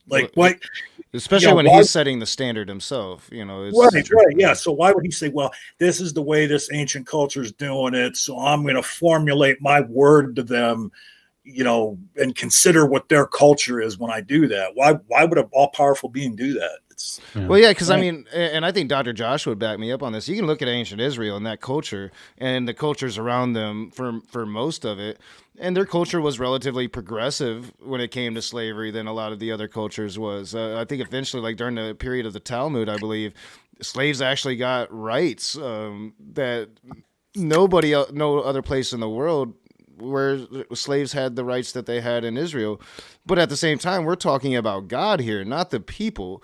And the people had slavery, something that here in the modern world we condemn, and that God was cool with it. And in fact, and several times, according to the Bible that I've read, ordered it. So, it's... I mean, the period of Talmud obviously is, CE, depending on what you're talking about. Yeah. The Mishnah or the Gemara. But, one of the things that's true, of ancient Israel is that it's really not much different from what you see in the other ancient Near Eastern societies. And again, this is when New Testament scholars talk about the biblical Jesus versus the historical Jesus, we have to do sort of the same thing with the Old Testament text. So like the biblical Canaanites as opposed to the historical Canaanites, for example, those are two different things, in the same way that biblical Israelite worship or a biblical Israelite religion is different from historical Israelite religion. And we've got to make sure that we make that distinction. So we know a fair amount about the laws about slavery, the practices with slavery from a legal standpoint in the ancient Near East from a much wider chronological and geographical area. I couldn't get a word that went with time and with geography, but And that's, there are some things, particularly in Deuteronomy and in Leviticus 25, as the texts get a little bit later, they tend to develop things more for Israelites, right? So you can't, you have to give Israelites lots of provisions when you set them free. Then in Leviticus 25, well, you can't even take an Israelite as a slave anymore. So in that sense, it's more progressive. The problem is that it doesn't develop those things for foreigners. So, So that's interesting. So without even really knowing it, I'm actually probably granting some of their apologetics for the slavery itself. And I didn't even realize it because somewhere I read that, the Talmud granted certain rights that the slaves in Israel never had before. But yeah, you're exactly right. That was towards, actual Israeli slaves, not foreign slaves. And there is a huge difference because they still had those other things at the same time. Yeah. So, I mean, this is one of the problems. And I'm sorry, I feel like I've hijacked this this conversation. I love it. I could talk about this all day, and I know you need to get back to your family, but I could talk about this all day, Dr. Josh. Dr. Josh, you can't hijack the willing. Yeah. I think that one of the difficulties is looking at this idea of God sort of condescending to his people, and you can see it in some places in the biblical text where that's sort of a theological conclusion. Why is it that God is, using anthropomorphic has these anthropomorphic characteristics or presentation, and why is it that he says things like "I repent"? Well, this is sort of condescending to the people so that they understand it. That's a theological explanation to the text. And the same sort of thing, people make arguments for God sort of condescending to the people and dealing with them where they were. The problem with that when it comes to slavery is that Deuteronomy 15 and Leviticus 25 sort of fly in the face of that idea. So Deuteronomy 15 is having them do something for their brethren that is economically an economic disadvantage to them, and a pretty big economic disadvantage. So that they take this debt slave, this Israelite debt slave, because that debt slave owes them money. Mm-hmm. And at the end of the 6 years, when things are sort of evened out, they set that debt slave free, and then they have to give them a bunch of provisions, give them a bunch of money, right? I mean, goods and things to get them started. And God says, "Hey, I'll take care of this because I understand that this is an economic problem." And so this argument that, well, how could God just say no more slavery because economically it would be disastrous? Well, that's exactly what God's doing. And in Leviticus 25, I think it's again a further example of this. But that's a great point. That's a great point, Dr. Josh. And it would be really, I think the case would be very strong. I know I've said this before, but I think the case would be very strong for that sort of progressive idea that God is showing the people, look, slavery is not a good thing. Let's get away from it. If you didn't have Leviticus 25, 44 to 46, because Leviticus 25, when it comes to Israelites, it's like no more Israelite slaves. That's it. You're done. You can't have them as slaves anymore. But then it says, well, as for your male and female slaves, whom you'll have, here's where you get them. Get them from the goyim around you. You get them from the tenant farmers in your midst. They're your property. You pass them on as inheritance. They serve. You can make them serve forever. All you really had to do, I think, the easiest way to go about it would be to marry them and ensure they have a child by the end of that debt time. So when it's time to set them free, they don't get to take the wife and child, and they have a hard decision to make. Do I become a free man, or do I am now enslaved for life so I can stay with my wife and child? But see, this is the issue, because you're exactly right. It is, it's Exodus 21, like 2 to 6. That's what it's talking about. But by the time you get to Leviticus 25 arguably is reacting against the earlier covenant code of Exodus 21. So you can't even take an Israelite as an eved, as a slave anymore. You can't do it. So that sort of nullifies that possibility. And then they're released at the Jubilee year, which of course is every 50th year. So it's not like it's a great deal, but I mean, it could be, I suppose, And depending on the year. foreign slaves were always slaves for life, right? That's right. Yeah. They are not, they are not subject to the Jubilee year. What you're saying, Dr. Josh, is that thing that Knock just brought up about the, after the 7 years, they can leave, but why would they, if their wife, and child had to stay? That was only in regards to the Israeli slaves. Yeah. And eventually, when it comes to Leviticus 25, that doesn't play any part in any of the foreign slaves. Then. Yeah. Oh, and it never did. The Leviticus 25 passage, if you think about, sorry, I feel like I've really taken this a different direction now. Well, it's good. Like it was just filler content since the debate didn't happen anyway, Dr. Josh. Well, I appreciate you guys going with me on this. And the other thing is, Dr. Josh, is I don't know Knock. If he doesn't cut out this part where you came in as its own video, then I must not know Knock as well. That's going to be its own thing for sure. Well, I appreciate that. It's very kind. But the three legal passages, most scholars would argue, and again, we're going outside of the biblical Israeli law, right? We're going back into from a historical critical standpoint. So Exodus is written first, we think. Most scholars would argue that Exodus, the Covenant Code, is the earliest. After that, maybe in the late 7th century, the book of the Deuteronomistic laws of Deuteronomy 15 are written, and then later the passage in Leviticus 25, the Holiness Code, is written from a historical standpoint. And what you see is development. Diachronically, you see this development between these three passages. So Exodus 21 says you can take an Israelite, an Eved Ivri, Hebrew slave, you keep him for 6 years, set him free in the 7th. And this is where that law you were talking about comes in. If you give him a wife, master gives him a wife, and then the wife and the children belong to the master. When you get to Deuteronomy 15, you can still have an Israelite slave as a debt slave, and after 6 years you set him free. But when you do, you don't just set them free empty-handed. Now you've got to give them from the threshing floor, from the vineyard, and all these other supplies from the flock, so that they don't fall back into poverty is the idea. They get a good, solid start.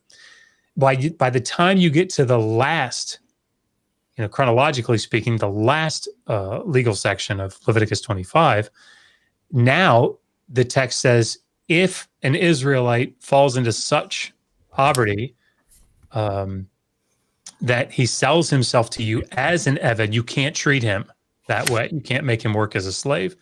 Instead, he works as a hired worker, and he's set free in the year of Jubilee.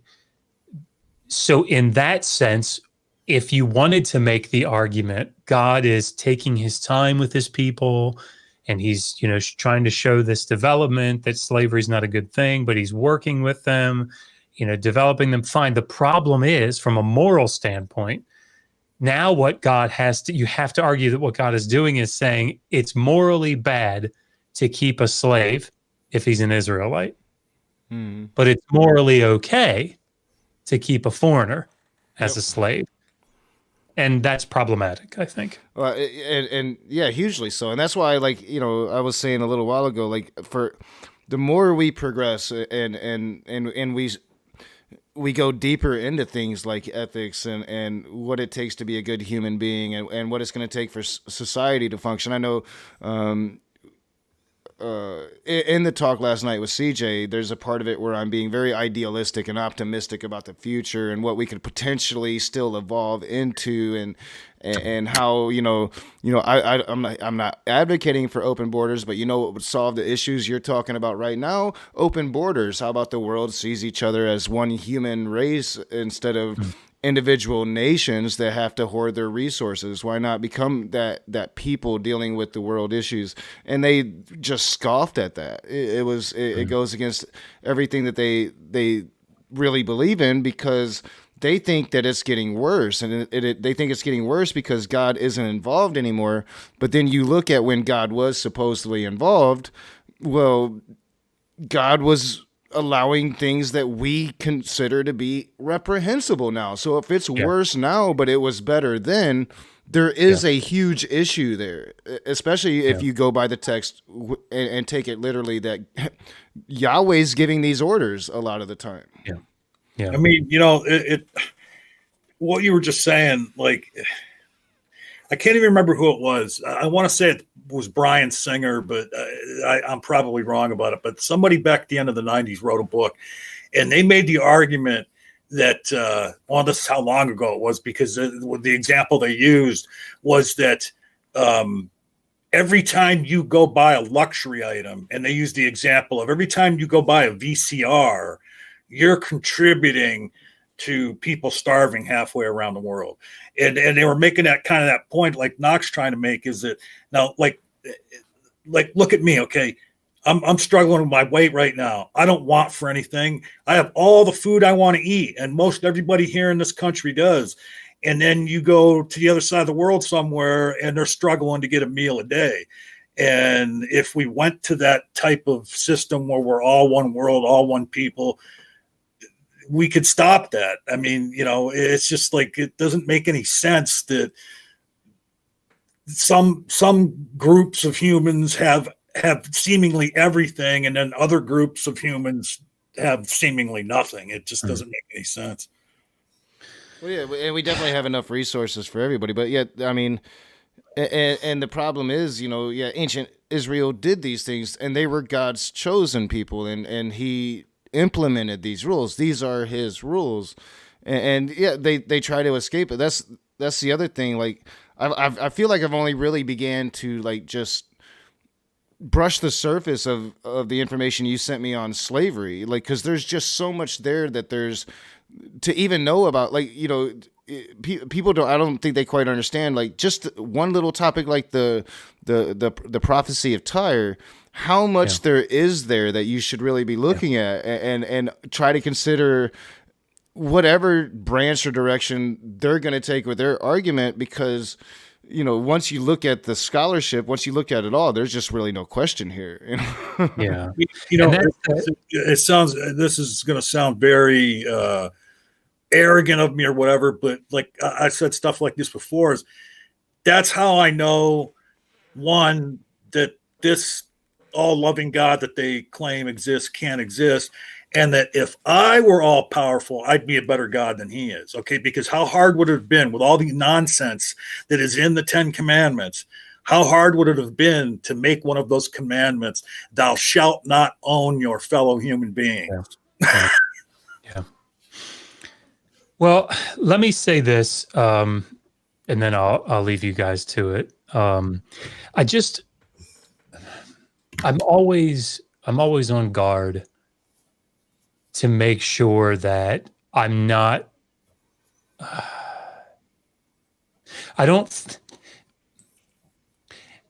I've been blessed, however we want to use that term. I've been fortunate enough. I've had the opportunities in life to be able to spend the time going to school to get these degrees, right? And not everybody gets that opportunity, and I feel very fortunate that I've had that opportunity. So one of the reasons that we spend so much time online, doing this sort of stuff and making almost all of it free, is because I feel like everybody, as much as possible, deserves a shot at this sort of stuff. So if we can do that, that's sort of what we're going for. So that being said, I'm also well aware that there is naturally this ivory tower idea that exists. It exists in my family. Like people in my family, I think, have just a natural, even maybe an unconscious disdain for academia. And I get it. It's sort of a defense mechanism. You don't want to feel like there's somebody out there that knows a lot more than you or whatever about a particular topic, even though that's true for all of us. But whatever. So I'm well aware of that. And I want to make sure that I'm very clear about this. I feel like I've said a lot to lead up to what I'm getting ready to say. Sorry. And that is the last thing that anybody that has a research degree should do. Really, the last thing that anybody should do is be arrogant because of what they've got, right? I think that's a terrible thing to do. And it really doesn't get us anywhere, frankly. So I hope that the way that we present this data doesn't fall under the category of me saying what CJ, either said or implied. I can't remember which one. No. And that is, well, I have a PhD, so I'm way smarter than you. And, so you just have to listen to me. Never cross that way, Dr. Josh. You are the least arrogant person I know. I don't think there's an arrogant bone in your body. And that is the mistake that people like CJ and Smokey and Jill and other ones that have gone after you. I think, what's the other guy? I don't even remember. Praise. Yeah, praise. Oh, praise. That's the mistake they're making. They are assuming that because you have all this knowledge that you must be inherently arrogant. You must feel inherently superior, and they allow that mischaracterization of you to allow them to disregard what you're saying. That's their mistake. You're not doing anything wrong by any means. Well, yeah, and what you and Megan are doing on your channel by bringing, what I would call it like high scholarship to the masses. I find it to be noble, and I think that there is this false sense that that's not for everybody. That's just for you PhDs, when it's not. Anybody can learn this, and actually, if you spend time learning it, I tell me that you don't get hooked on it, because it's very addictive. When I'm researching Nebuchadnezzar the last 2 days, I'm learning about this person who was at the time one of the most powerful men on this planet, and wielded more power than anybody else, and wielded it without abandon. And you can see the images, you can see the actual history playing out before your eyes, and it's the real history. It's not the fake stuff I was taught as a kid. It's what really happened, and we have real evidence, and here it is, and you present it. And to me, what you and Megan are doing, and you're bringing other scholars on and having these conversations with them, is showing the world that, hey, this isn't for just the few elite. That this is actually information that's going to be beneficial for everybody. Hey, let's talk about what it really says, and then we can argue about whatever supernatural implications you want to argue about. Exactly.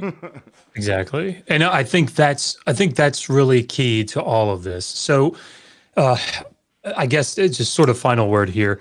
And just so you know, before you say your final word, you don't have to leave, because I think I'm reading Knox's mind here. We're not going to sully this. Oh yeah, we're done. We're not going to go on and do our joking about some fucking stream we're reviewing and sully what's gone on the last 45 minutes. So stick with us here to the end. We're going to close out after you make a comment. I guess I want to make sure that it's clear that I think I'm not doing this terribly well. I think it's very, very important that people be skeptical, right? I think it's very, very important that people don't I think that was something that CJ said that was spot on. You don't just say, well, some scholar said it, so then it must be true.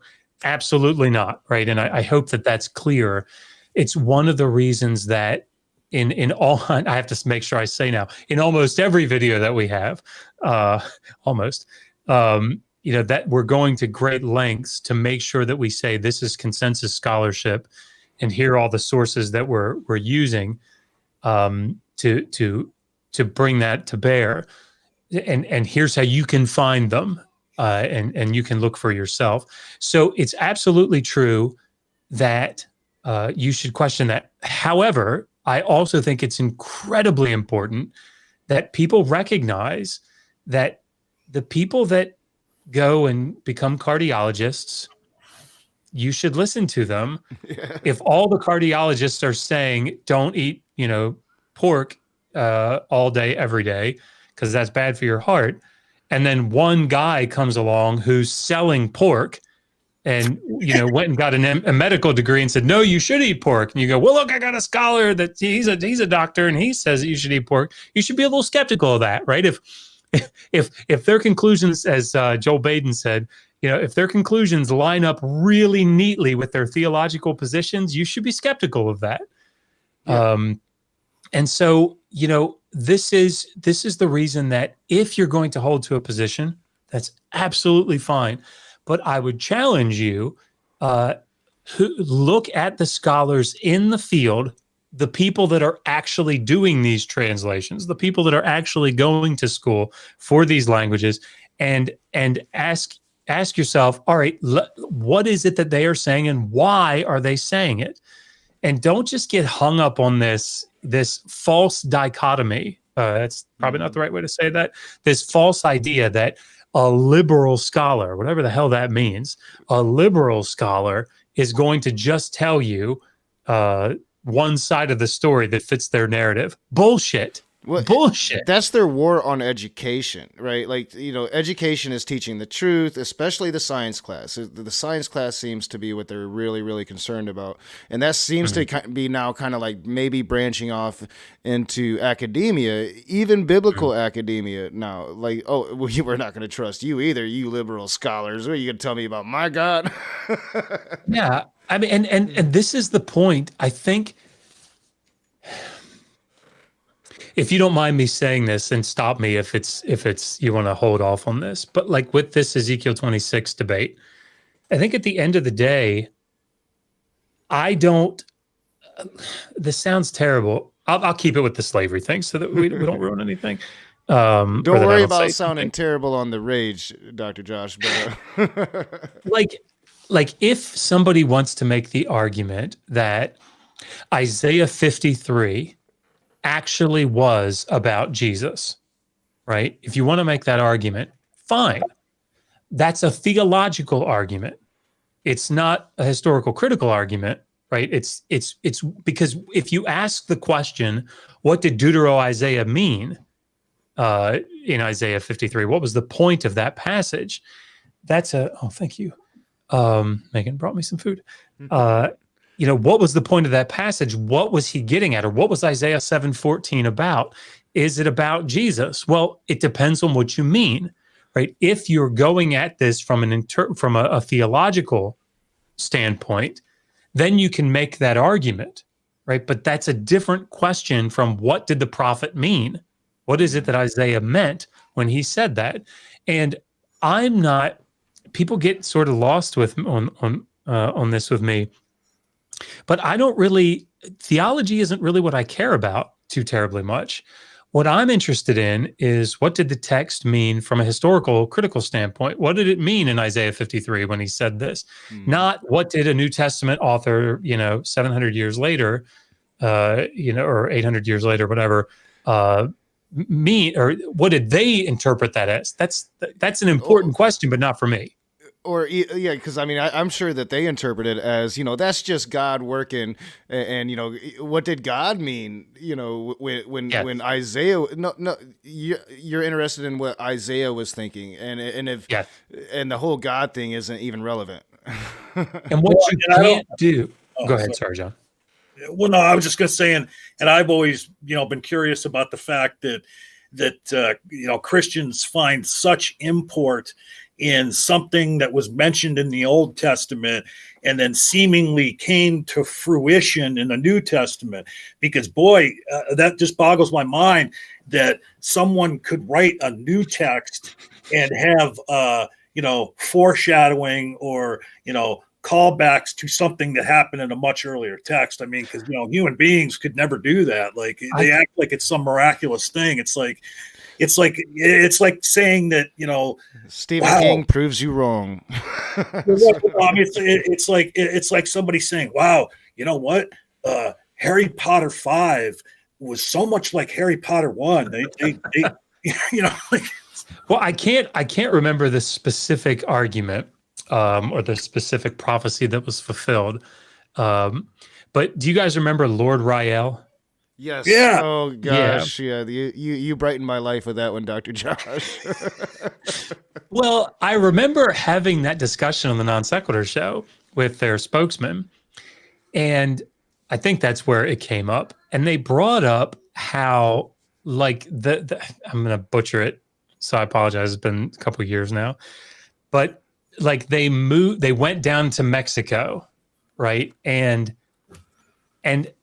they went back to Exodus. I think they went to Exodus 19, where the Lord says, I bore you on eagle's wings, right, out of Egypt. And like the flag, I hope I get this right. The flag in Mexico has one of the flags where they went had an eagle on it. And so there was this fulfillment of this, this text. Well, here God bore us on eagle's wings, and here where we went, the flag had the eagle on it, and so this is a fulfillment of this. And they're really convinced of that. Right, that's a fulfilled prophecy. Was it a flag, or was it on like a piece of toast? But I mean, how I hate to say it like this, but I mean, how difficult is that to do, right? And I'm not trying to trivialize what the New Testament authors did, but I mean, looking at a text that you know very well and seeing connections. Spot in. But again, though, I guess the point here is that those types of interpretations are theological in nature, and those aren't the types of arguments that I'm interested in. So I think some people, when they look at my videos or when they look at, the books or whatever, they say, oh, well, they conflate theological arguments with historical critical arguments. And that I think they have to be kept separate. Well, and I think I've run into that same problem because I think along the same way. I don't pretend to be a scholar or anything, but I've gotten God out of my thinking a long time ago. So like when I'm looking at this history, I'm not really looking at it like, from a God perspective, like God's even real. I'm looking at it from a historical perspective and what really and actually happened. And I think that's their main criticism of how I look at the Bible, outside of my jokes and poking at it and everything that I do in my edited videos. But it's that, I'm not taking into account that God is possible because that I don't care. As I've said 1,000 times, if the thing exists, I'm not following that. I do find it funny, and I'm quite sure this is how it's intended. I do find it funny how seriously people take your Genesis. I know, me too. Series. Yeah, me too. Because I mean, I don't think for a second that you think there's no like wider ancient Near Eastern context for this. I think you're coming at this from a very specific interpretive model for fun, and to be able to say, all right, let's just take this as it stands through 21st century eyes. How dumb is this? Right? I released one this morning, Dr. Josh, chapter 13, where I'm making fun of Lot and Abraham for being capitalists.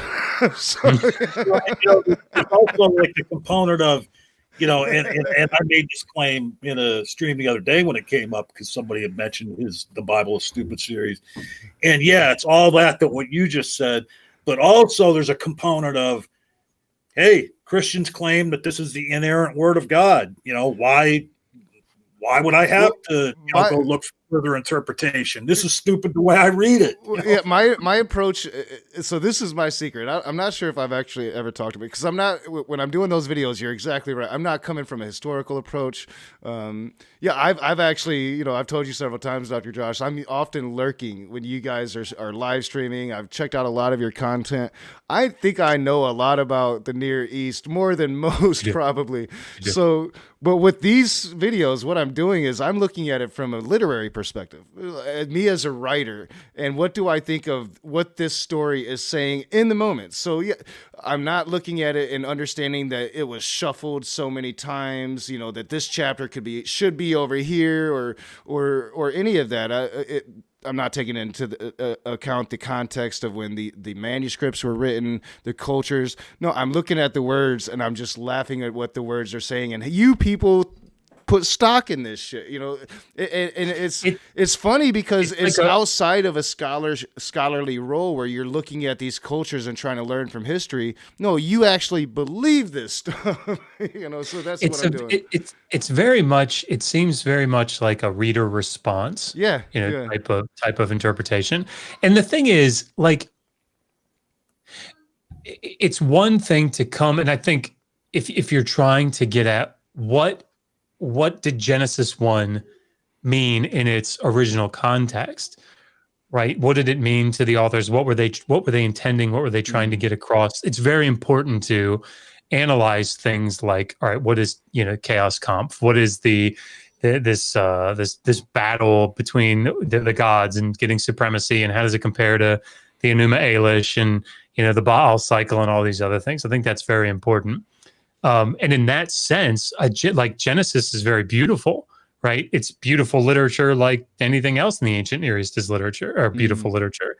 But the problem is that I think the way that you're coming at it is we're not going to go back and take all that into account, because I think most people in the modern world don't do that. Yes, exactly. Right? Yes. And so like, I remember when I pastored a church, that's like that we had to fight, you know, the pastoral staff sort of had to fight continuously to try to get people to think that way.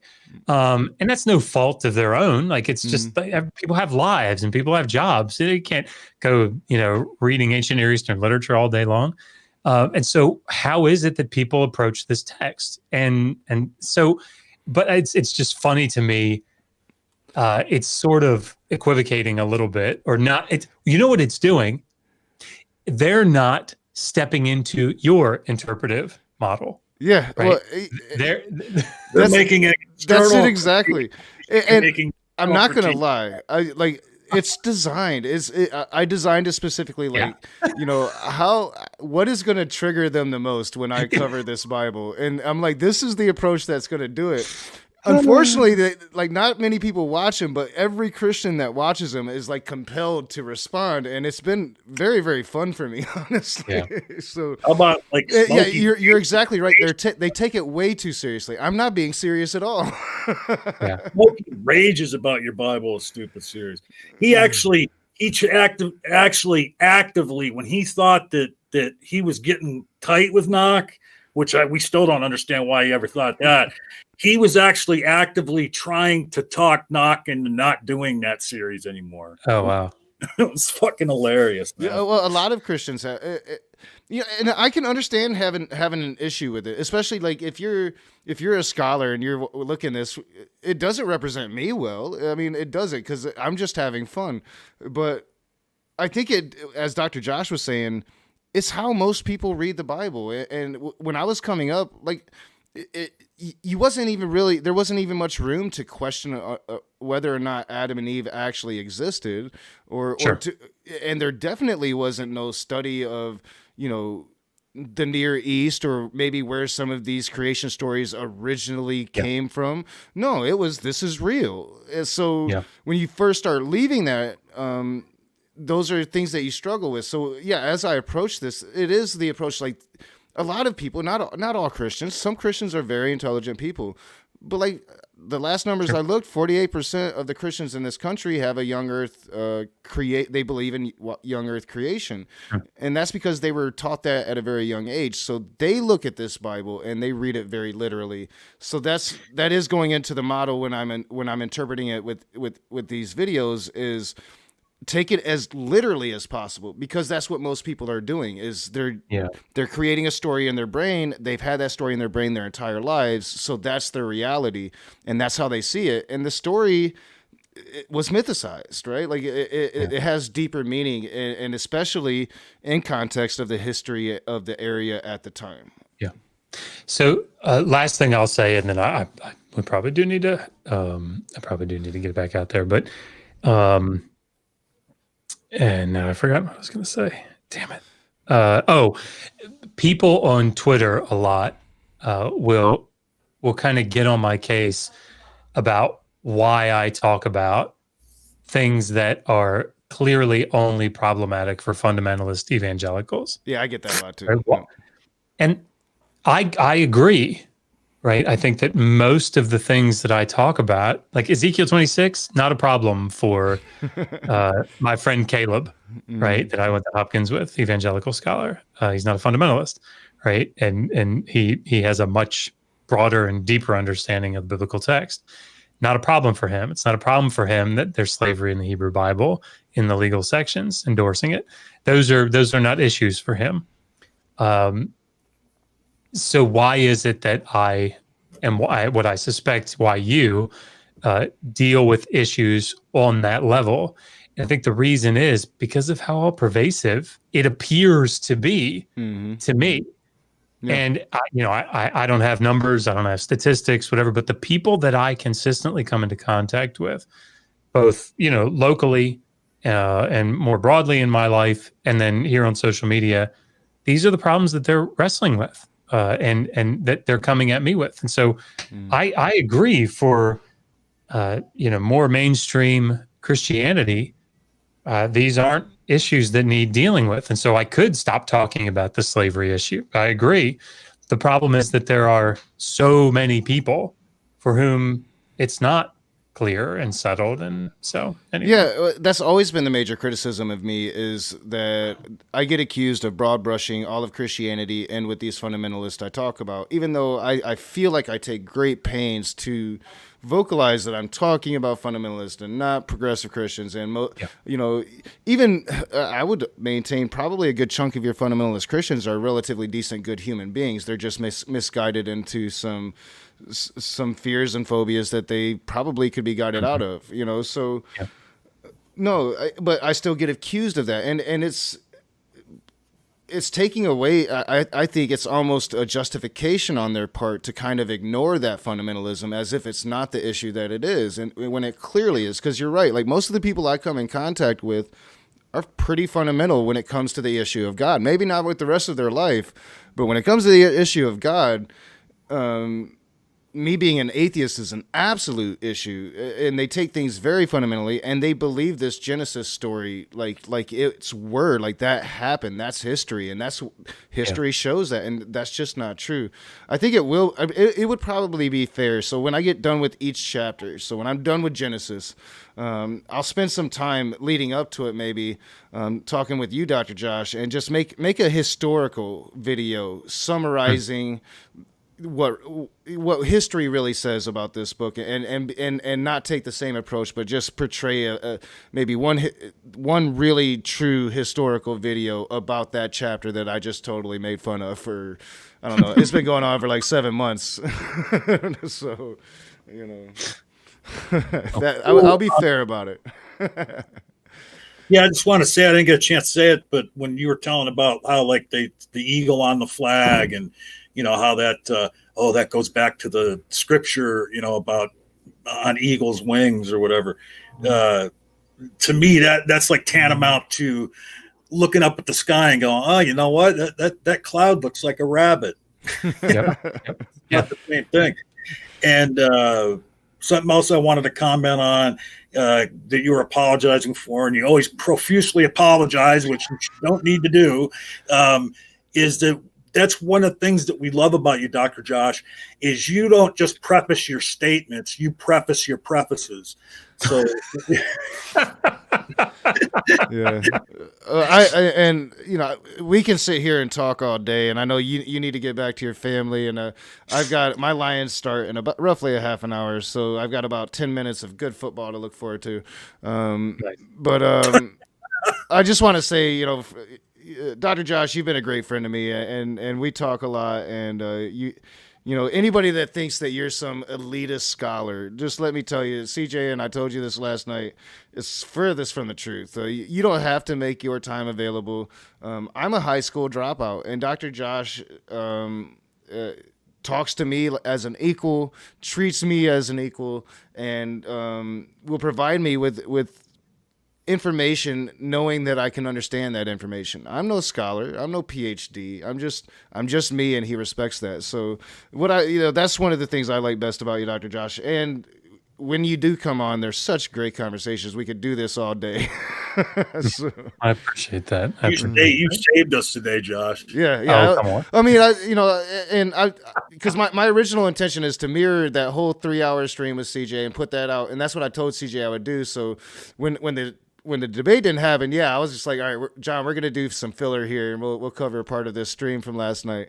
So you did actually save me, Dr. Josh. Dr. Josh stream is way far better than that. So I appreciate that. I'm gonna put your face is gonna be on the thumbnail. It's gonna be Dr. Josh, blah blah blah blah blah. Will it be the porn? The porn. I'm gonna find it now. The one that James always uses. You guys know that one. James always uses that one where if I can find it. You got to use the one where he's modeling your T-shirt, Knock. Yes, there you go. I could definitely find that one. Oh, I have that one, but that one that James uses is hilarious. I love it. So. Yeah. Gosh. But we are going to get out of here. We're going to let Dr. Josh get back to his family. I'm going to watch my team lose again. So thank you guys for being here. If you thought you was going to see a debate, that debate will be tomorrow, 3 p.m. Eastern. Dr. Josh, if you still want to hop in for a little while tomorrow afternoon and talk about Ezekiel 26, I would love for that to happen. So I will try, awesome. yeah. And if not, we'll probably have a short... Yeah, we're gonna have an after show regardless because it is a good idea and it is happening early enough for me to do that.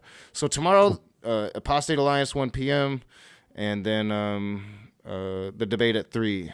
Do you have anything coming up on Digital Hammurabi? You or Megan, Dr. Josh?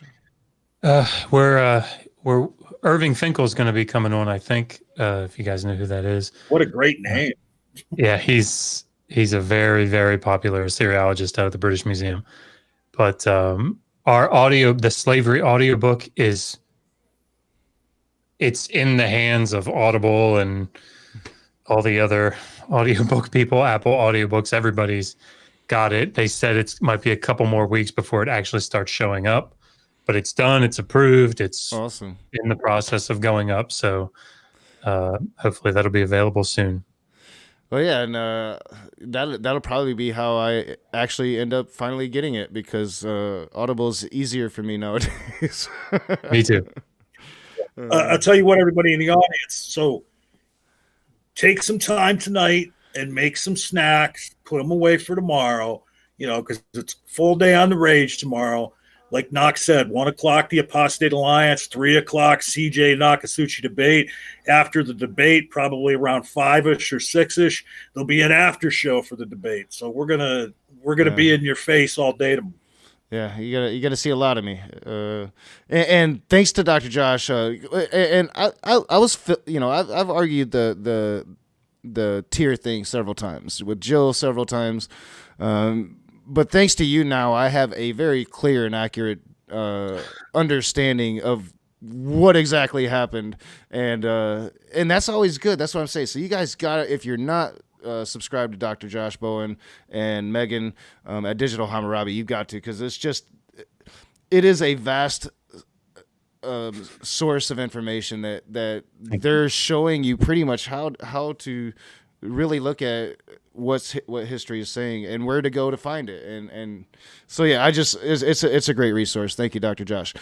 Enough gushing though. I'm gonna hit this Patreon screen. I do have a couple new patrons, so I need to make a new slide. I want to make a new slide, a different looking slide. So this is thank you, patrons. Derek Cloud is one of them. I can't quite remember the other. Thank you, patrons, and we'll see you guys tomorrow all day long.